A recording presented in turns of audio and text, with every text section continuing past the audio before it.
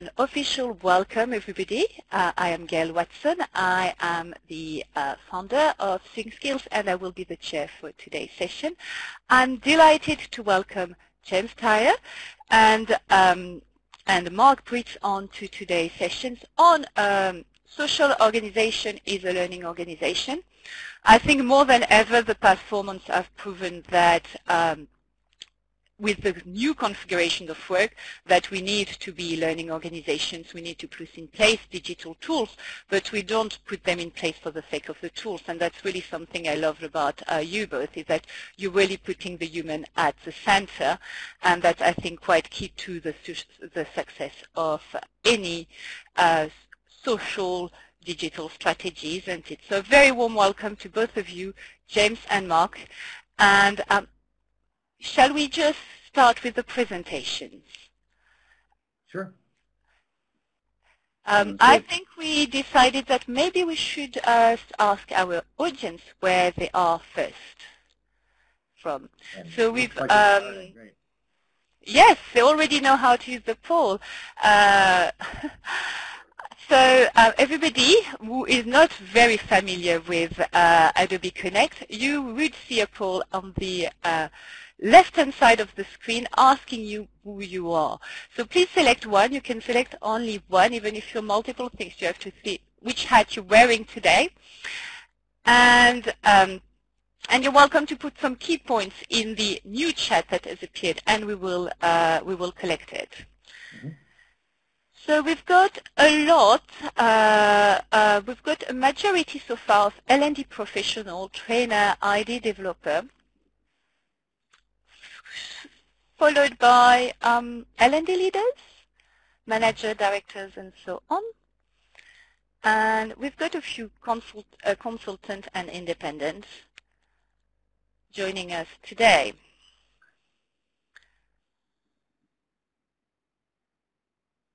Sure. You're going to let that run for a little bit longer, Gail? I think we've got a few participants just adding to it, and we're going to give it another few seconds, and then we are going to get started with the session, shall we? Sounds good to me. Okay. Right. So. Sorry. I saw there was a message at the bottom that the chat is going to have to be cleared once in a while, but it's not being lost. Is that right? Absolutely. We are archiving everything, but it is going to be a busy chat, so I think we are going to have to clear it on occasion. All right. Okay, ready to go, Mark? And I'll start? Yeah, let's do it, James. Sounds good. Hi, I'm James in Vancouver, and it's very nice to see on the list quite a few of you that I've met before, and people from as far away as Tehran and Singapore. I thought I might be the furthest away. I saw another person on the West Coast in California. Thank you for all joining us, especially those of you who are in not as hospitable time zones to the conference today. So yes, I'm James. I have been working with big and small companies to make social work in companies, and Mark and I will explain what we mean by social, but really about focusing on how do you make connections happen in organizations? How do you make it happen? How do you support it? How do you facilitate it? How do you build networks and communities? And how do you make them, or not make them, but enable them to allow companies to benefit from the learning and collaboration and innovation that happens on them? Right now, we've seen a few questions about what do we do right now, as this seems like it's important with COVID, and it definitely is. I've worked remote for 10 years and built a number of remote work programs in companies, and just a couple of places I've worked like Kellogg's, where I was the head of global collaboration.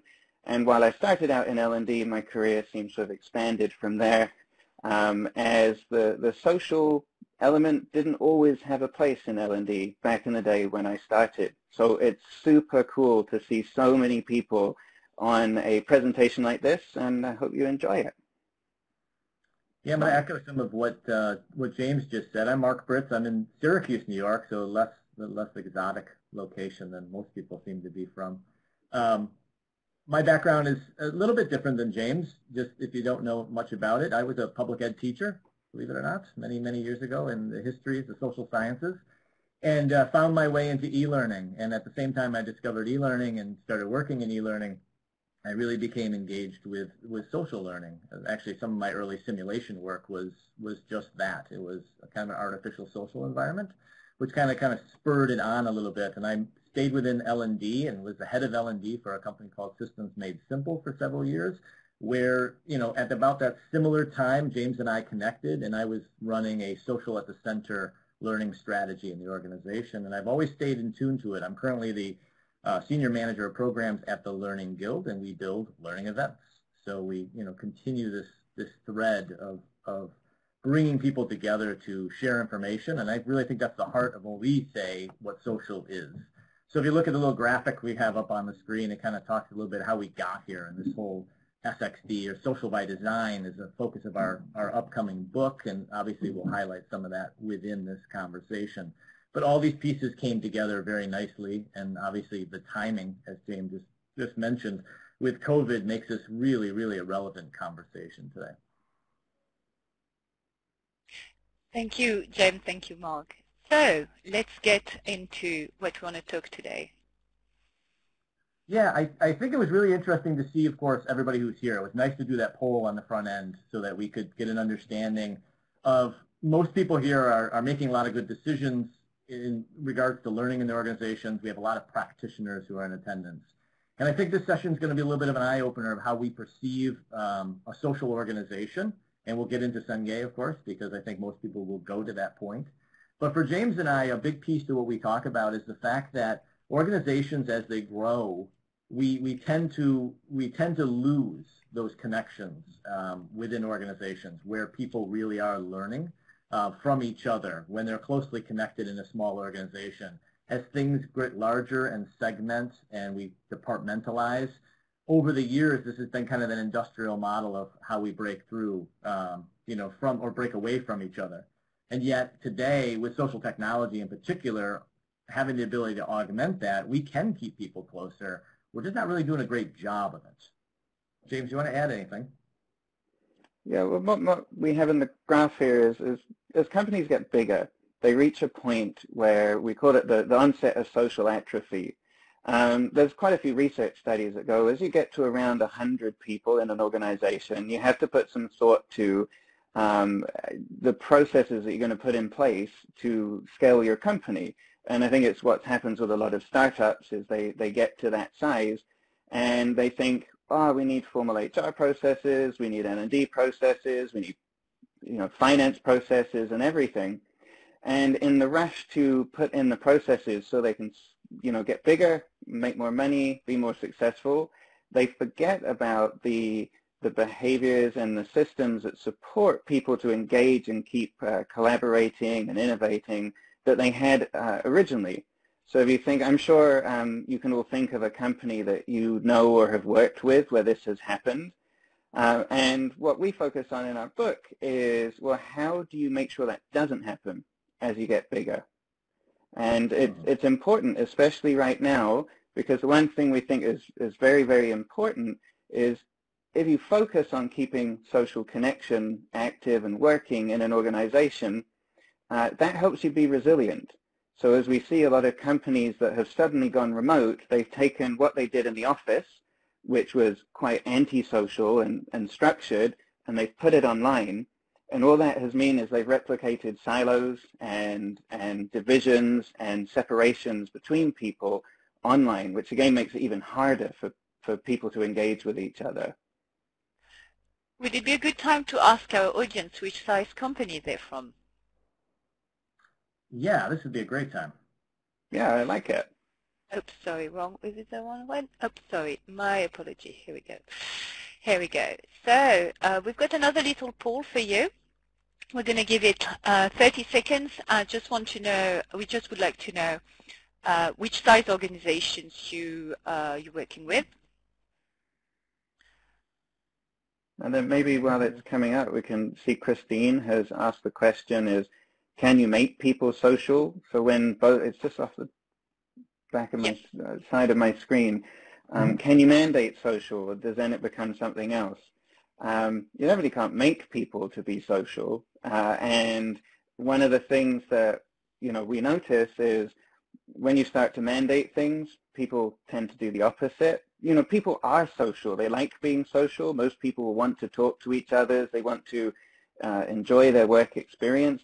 But the moment someone at the top tells you to start talking to others, that is undermining a whole point of it. And we'll get into a bit more detail about how your systems and processes can completely undermine that as well. And I'll just add to what James said. So yeah, you can't necessarily control social, and we talk about that in the book as one of the key principles.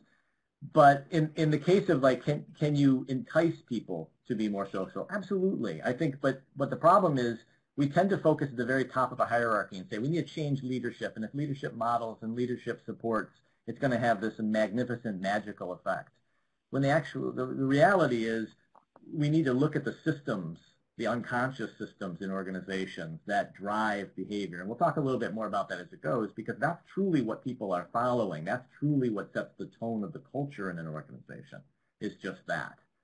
So I'm noticing on the poll over here that many people are in large organizations. So it would seem that they're experiencing what most people are calling today digital transformation efforts to try and bring people closer together with technology.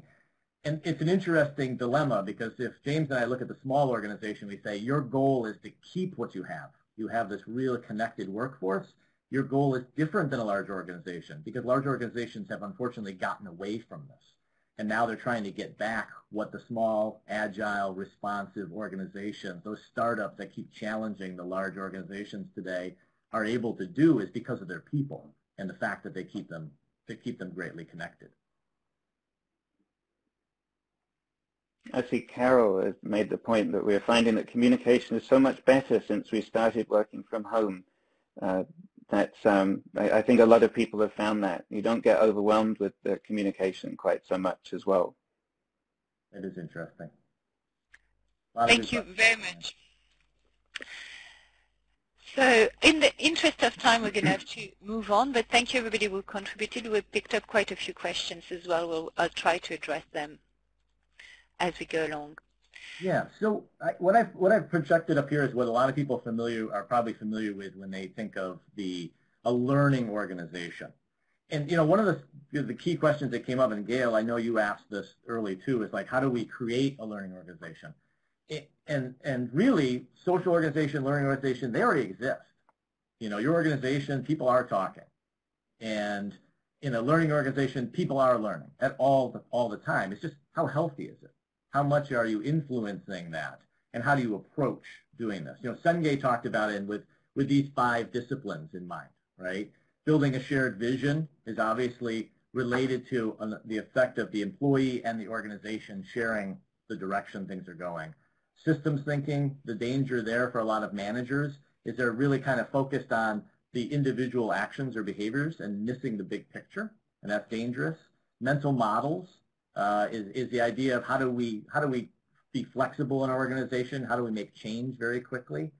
Team learning is really a critical piece. It seems logical when we talk about with Sungay's 5 disciplines here, but it's the idea of trust within teams, about open communication, and then personal mastery. When people feel powerless or they feel kind of inhibited, that will affect how they perceive and how they can grow in an organization. But things have changed. How many people are familiar with Dave Snowden's Connectedness framework, his model? Oh, good. Quite a few yes are coming up. Thank you. Yep, heard of it. Wonderful. Right. So Dave Snowden's a brilliant guy, and he's been in the knowledge management space for years. Used to be with IBM, and he fleshed out these 4 habitats, if you will, where we can exist as individuals, organizations, even nations. And with this particular image, it's kind of important to know, because I know a lot of people are very concerned about what's happening now, what's happening today.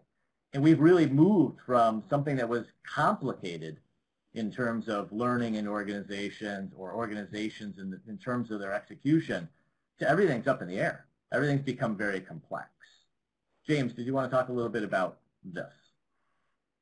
Yeah, and this means, so when I was at Kellogg's, one of the first things I did is interview as many people as I could around the organization globally to find out what their work experience was like.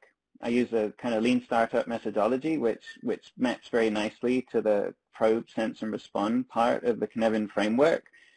And whereas we used to, would have launched a piece of technology, done some change management, told people how to use it, you can't really do that anymore. Everything changes, fast enough, and there is so much put upon people in their work that you have to kind of flip the model. And you start out by trying to find out what problems people are facing and suggest back, potential solutions, get feedback on that before you go back to them. And it actually shifts the role of L&D and OD and HR and comms and even IT and organizations to be supporting people to, facilitating people working together more effectively rather than, launching large programs and trainings and those kind of things. And I think in this complexity that we're in, what Dave Snowden mentions here is the approach, and as James approached it too with Kellogg, is really kind of small experiments. Get the feedback you need, and make changes as you go. And I think many organizations struggle with this because we haven't yet had the social dynamic in the organizations that allow the humility. We still have these rigid hierarchies where this upper level makes the decisions, keeps communication closed. And I really personally feel the organizations that are going to survive or even thrive are going to be the ones that leadership really opens up the channels between their people, because that's where true collaboration is born. And I don't mean channels necessarily by a technical term of having to be Slack or Yammer or the social technologies that we know can augment this. But it's really just about that openness and that transparency to say we don't have all the answers. We need to talk about this. And I've had similar stories working with much more seasoned, rigid, higher level executives where when they couldn't solve a particular problem, it took the coaching level and within me to say, how can we approach this differently with a little bit of humility and asking for help? And that was a tough sell, a very tough sell. I like one of the questions we got down at the bottom, Mark, is from Lee. We would like to encourage and facilitate our internal subject matter experts to share knowledge rather than hire external trainers and make sure that the knowledge stays in the organization before people leave. Mm-hmm. How can social help this and be an organic process rather than an L&D thing? And I think that's where we're going to start talking about the systems involved, because social learning happens all the time, all around your organization. It's not something new, it's not something different. What we're talking about is how you can harness it. And the moment any part of an organization says, well, we own social learning, is when you tend to start putting blockers on making it successful. So it's more about how do we open this and make it more supportive for everything in order to really take advantage of it. Yeah, it is definitely a shift in terms of behavior. I see Mohammed had a question about managers, and I really believe managers play a significant role in bringing people together. But managers are not going to change their behavior on their own. And even as much as we try to convince people, because they're driven within their organizations by various systems too, systems of recognition and reward and decision making, all the elements of organizational design. And that's the key piece we keep trying to talk about is if we start focusing one-offs, one individual here, or change this behavior directly for this person, it could work, but it'll work very slowly. The idea is that we need to address the larger systems that guide behavior. And that's not necessarily an L&D task. L&D can do certain things that will model the right behaviors. We talk about it all the time with things like moving away from courses and into curation is one thing. Being more coaches in the workflow to help people understand learning and finding what they need and who they need in the organization, as opposed to what we've seen traditional L&D have to focus on in the organization. That's a mindset shift. Definitely. I saw some quotes or questions as well about, people like to do this personally, and they don't like to do it professionally.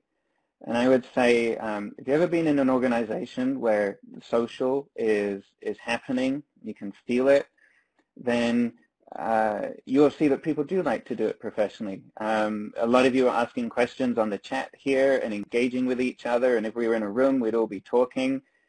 You know, I would still call that professional. People like to talk to each other. They like to talk about work. They like to solve problems.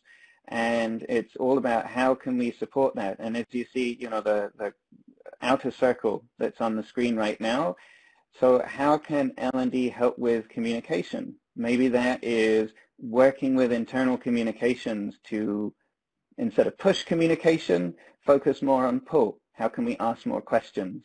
The second one, how can we encourage reflection time? There was a question earlier about, you know, is social, do you just do too much interaction and you don't have time for reflection? So how can you build in that time for reflection? That fits in with some of the discussions going on about Zoom fatigue, and everyone suffers from that. You know, the systems that are in place there is how you have meetings in your organization. So, for example, does every meeting we need to have need to happen? Do you need stand-up meetings? Do you need status report meetings? You know, they're some of the worst kind. Do we need all hands meetings? All those kind of things. And transparency, how can L&D, you know, encourage transparency in the organization? So how can you give insight into the processes and how they are built?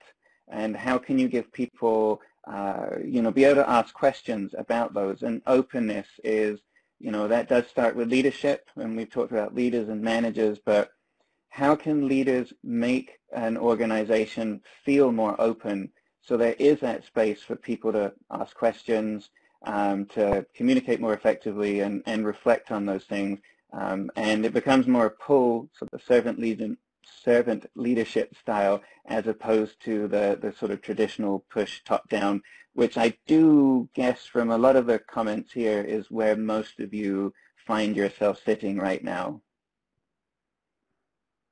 James also just said something really, really critical to social in organizations, different than social in the public space or social around this particular session that we're doing with you right now.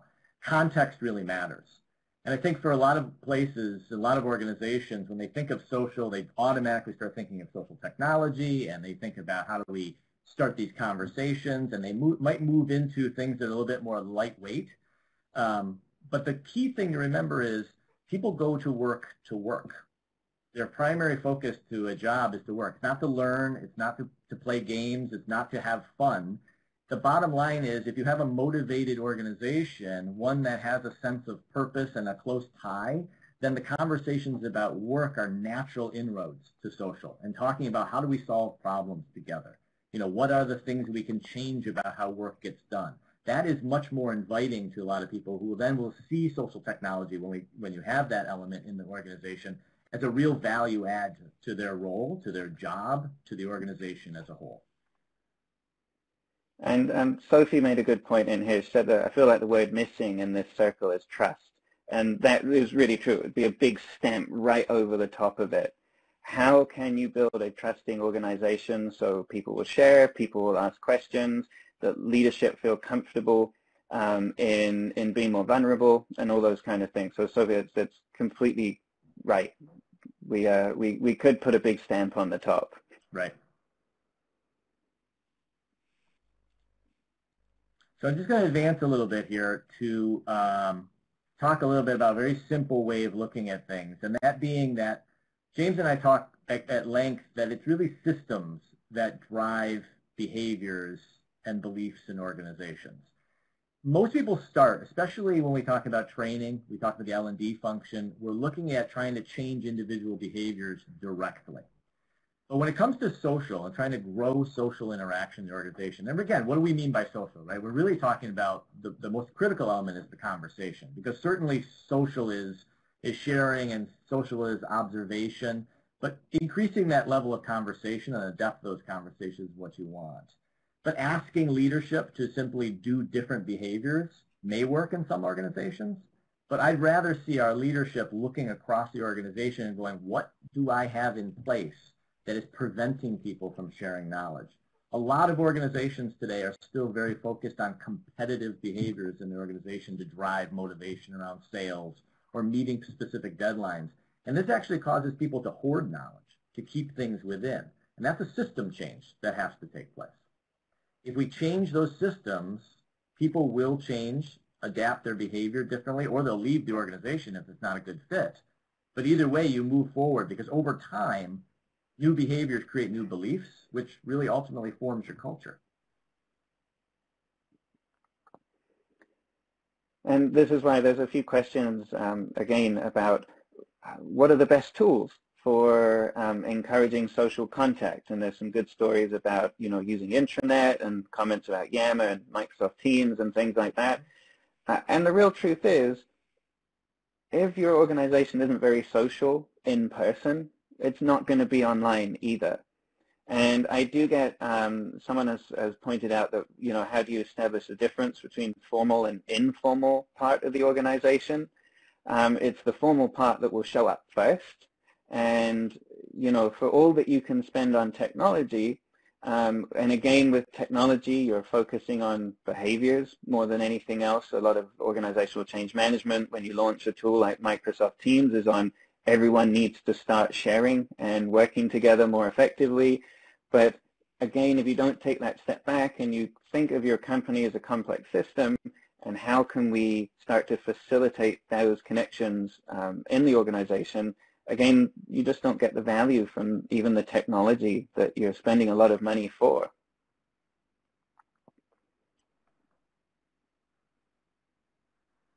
So here's 4 of the key principles that James and I are writing about in our book. And James, maybe we just take these one by one and just kind of talk a little bit about them. Because I think it's going to help people think a little bit more clearly about social technology in the organization.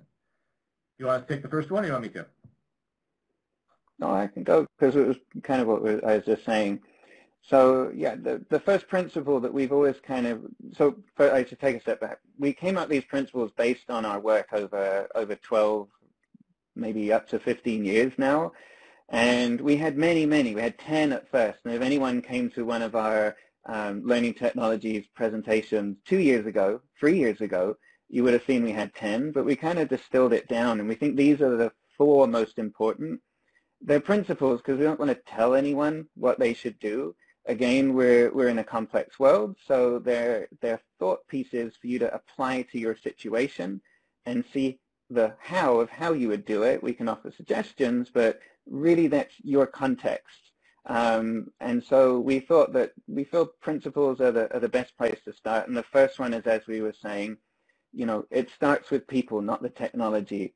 I'm actually really gladdened when I look at all the chat and everything that the actual question of technology hasn't come up a lot, whether we're talking about LMS with a social feature, or Teams, or Yammer, or Workplace, or Slack. It does tend to be where people go first of all. When we're talking about social, they think we're talking about the tools themselves. But really we have to think about, how do the people in our organization work together right now? How can we help that? How do they connect? How can we support them? And the tools come next. They can help, they can amplify, they can enable, but they don't create things happening themselves. And I think most people that I've talked to, and I realize this is not super detailed research, is when we went online, people used Teams and we just kind of chatted and used it for video meetings, for example. Just kind of took the same behaviors that we had in the office and put them online. So, first principle, starting with the people, how they interact and how we can help that is number 1. Mark? Yeah, I'm just going to add to that too, and this goes back to the point earlier. Understanding your people in the workplace is contextual, and the fact is, when we talk about people, understanding their workflows and starting with how do they get work done, who do they get work done with, who don't they want to work with. It's really important to be looking over the organization. When technology comes into play, as James mentioned, all technology just does 3 things, and that is supports community, enhances collaboration, and expands sharing. That's it. So I don't care if it's Slack or Teams or Yammer, those 3 elements is really at the heart of all social technology.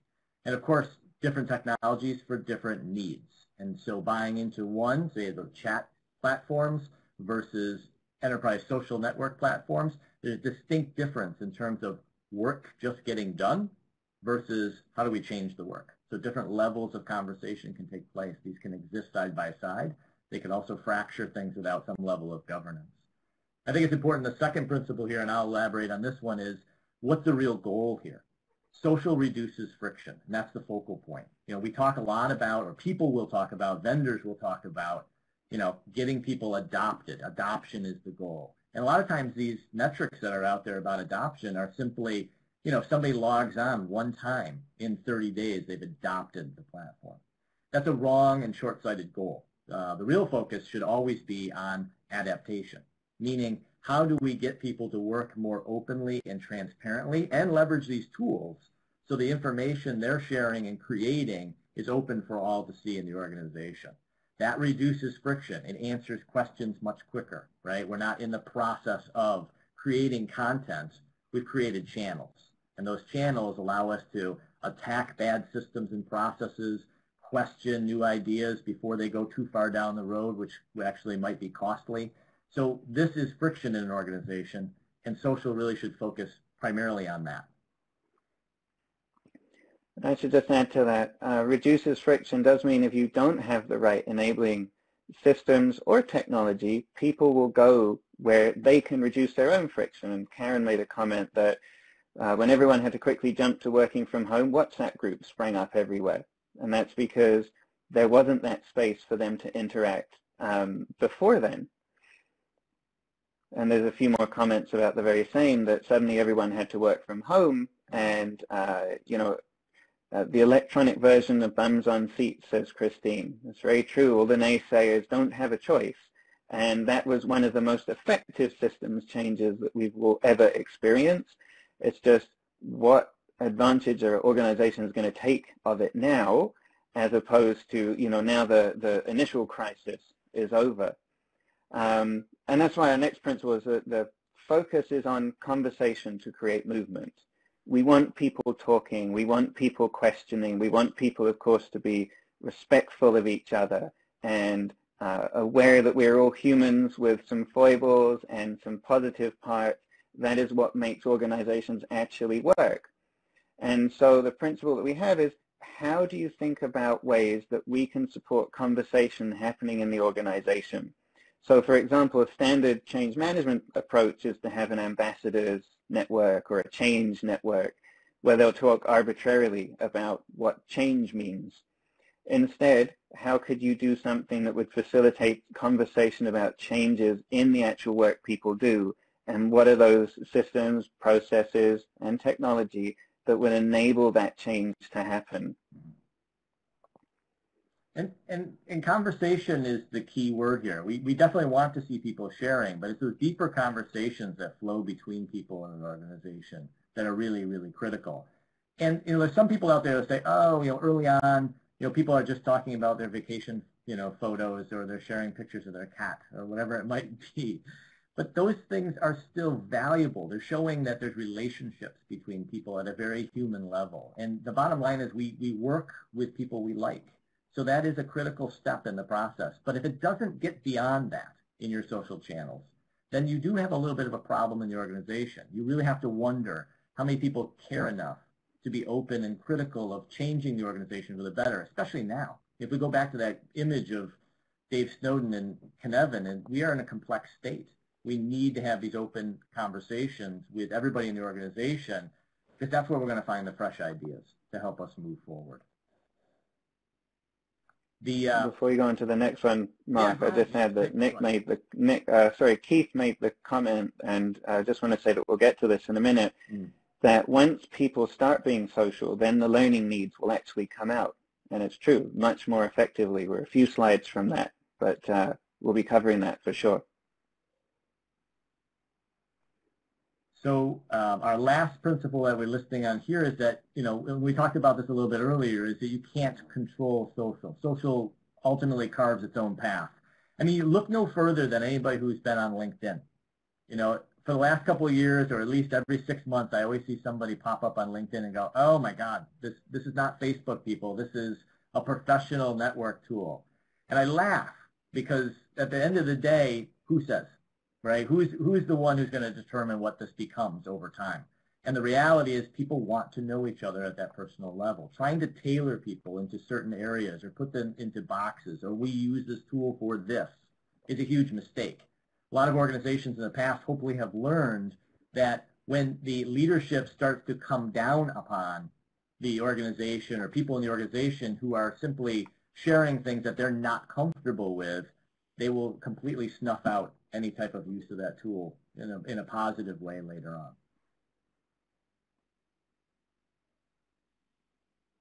Anything you want to add, James? Should we, I realize in our time, should we go on to the next one? Mm-hmm.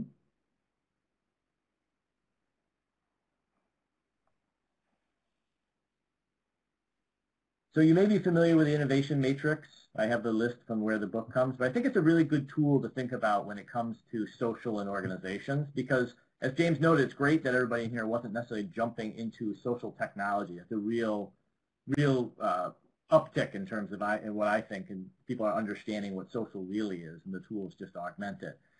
But this innovation matrix is really powerful to help you understand what happens in organizations when you don't change the operating system or the business model within. The tools will fall short. So, if you look at this simply, like in the lower left-hand quadrant of this, you have a very safe tool, and the status quo is pretty much the same. Nothing's changed in the business model. You're going to have real slow change. And the upper left is similar, right? Powerful tools and the status quo. Any type of upward movement in the organization is just going to be kind of received by downward pressure. So we have to change both if we're going to have success with using social technology in the organization. We've got to change the mindsets. We've got to change the systems that enable people to want to and encourage them to share. And it's very true. If you look at the top right-hand corner is radical. Even still having discussions with companies as they implement, say, Yammer. I've seen a couple of companies using it in the chat here. Leadership in particular will think it's a radical technology shift and almost a radical business model shift. But really it's kind of incremental these days. It's table stakes. There's nothing new going on here. And it's really great to see L&D folk in the chat and asking questions that are really kind of taking advantage of the situation to push social interaction and facilitate those discussions as well. Mark and I said at the beginning of this, before we started the presentation, that if this was 8 years ago and we were presenting, the chat would have probably been pretty quiet and there wouldn't have been many people on this session. So it's very heartening to see all these great comments, ideas. You're all getting it and doing it. We did have a chat question. I don't know if our timing is good, Gail, but it was to ask the question of, what social technologies do people have? I know some people had dropped in there casually, but I'd be really curious if people just kind of dropped in. And the question is, as you see there, not just allowing, but the organization's actively supporting in your organization. We know some things come up grassroots.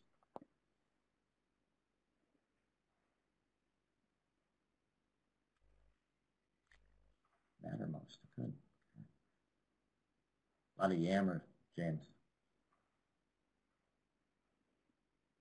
It's the same things. Every tool does the same thing. It's just how you enable it. Do we consider Zoom as a collaborative tool as such? I've seen quite a few people posting Zoom. It's true. Email is a social tool. Telephone is. It's just there's a spectrum of how many people get enabled to engage at any one time, from one-on-one through to many. Right. And a lot of these tools. Go ahead, Gail. What was that? Yes, I think we've got a good flavor of the tools that are being used, and maybe we could carry on. I realize that we have 5 minutes left. Wonderful. So this simple, I mean, people here, I assume you're familiar with 70-20-10 if you work in the L&D space, but we're going to twist it a little bit here because 70-20-10 usually talks about informal, formal, and social learning and how that breakdown works, and you can look into the research on that at some point. But what we're trying to say here is, again, it's very much a systems piece. And the idea is that our systems really hold a lot of the control, but we really, when you look at it as 10%, and those are arbitrary numbers, I get it, just minimal. But minimal attention is put on the system. We'll put a ton of attention on our technology in our organizations. We'll focus on individual behaviors in our organizations, but very little time and attention is put on, hey, what are the systems that are guiding the behaviors? At the end of the day, when somebody does or doesn't do something, what is driving that at the system level? We need to really kind of flip this to move to a much more focus on how our organization is designed, which would then, of course, influence how people behave and how they interact with each other. I think for time, yeah. And these are some of the systems that we know can impact how social an organization is, from talent development through to roles and responsibilities, recognition and rewards. A really good example would be if your sales employees are encouraged to collaborate and work together, yet are incentivized individually at the end of each year in order as a measurement of their work, that creates a lot of friction in that how am I meant to work together with a lot of people if we're all individually incentivized? Same with talent development. A lot of organizations still promote people, and we're still quite a hierarchy, but we promote people based on their knowledge expertise, their area of expertise, as opposed to whether they're good leaders or managers, for example. Again, that is a system that narrows down how interactive and collaborative people are going to be. And I know we're being told that we're kind of getting to the end here. Mark, do you want to take one more, perhaps? Yeah, do you mean take a question or just elaborate? Take a question, perhaps. Yeah. What do we have? So we have actually quite a few questions that gather about, I think through the stream of questions we have quite a few questions that go towards everybody sees the value of social learning, but I guess it's the impact, the impact on the parties, on the employee, on the teams, that we have to make more times, especially in COVID time where everybody is pressed for times, to maybe give back through their learning. So we've seen quite a few questions about how do you encourage professionals to share their knowledge. So there is this time element, this fatigue of the screen versus the benefits for all, and maybe a place to start for everybody. Like, where would you start? Yeah, if you had just a little bit of time. Yeah, I think the issue really comes down to we have to get better in our organizations at recognizing the inputs, the collaboration that's happening, the people who share and give, because organizations tend to focus too much on the outputs and the outcomes, and we recognize individual achievements more. So leadership plays a significant role in this, in the opportunity for management, director level and up, to be more conscious of the contributors in the organization, the real curators of information to their peers. Those people who share deserve just as much accolade, that contribute to the outcomes for the organization. Absolutely. And I'd add to that. Sorry, go ahead, James. Just to that one, it seems a lot of people, as I said, already understand and get a lot of this. But if you ask a lot of people, and personally I've experienced this, when you're not measured on activities around sharing and coaching and helping and being a connector in networks, your job tends to be quite in jeopardy quite often in a traditional large organization, and you have to work out how much of the game do I have to play, or how much do I go and move and try this somewhere else.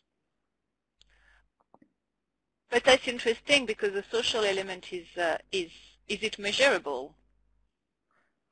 Exactly. Is it measurable at the individual level? Yeah. Outcomes, not outputs, right? That's right. Absolutely. In the interest of time, do you have one word each to conclude the sessions? Because I think we've reached the end of our time. So is there one last word, one pearls of wisdom, something that we can take away? James, do I go first, or do you want to think about it? I think because everyone, or many people seem to understand this and are trying it, is just keep doing it and sharing outside your organizations as well. There's a lot where we try and take, as L&D, we take a lot of what's outside and put it into organizations, but please keep, you've all been sharing very openly here to share externally as well. That's where more people need to see it. And of course, if anyone wants to connect with Mark and I and talk about the YAMA networks or any of this, from the technology all the way through to the systems and processes, please feel free. Thank you very much, James and Mark. It was very insightful, and probably what we can take away with us is that we can change our own level maybe by exemplifying, sharing good practice, showing trust, and being part and giving back. So thank you so much, and thank you everybody who took part in the conversation. It was a hectic chat channel to follow. Thank you everybody on the back channel who helped. Donald, James, Nigel, that was great. We've got quite a few resources here on this page, and we would like to thank the sponsor of today, Learning Technology Summer Forum, Braille, for supporting the event. I believe, Mark and James, your book will be completed soon and ready. Do we have a date? It will be available in Q3. We're just finalizing the first draft. It's been much harder than we thought.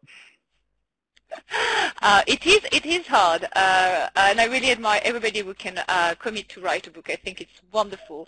Anyway, thank you everybody for these wonderful sessions. If you missed a bit of it, the recording will be available very shortly, and we've got another 2 sessions, I believe, today. So I'm going to have to end here and over to the next session. Thank you everybody for your time. Thanks, Gail. And I saw the comments about waving, but I have to do it on video.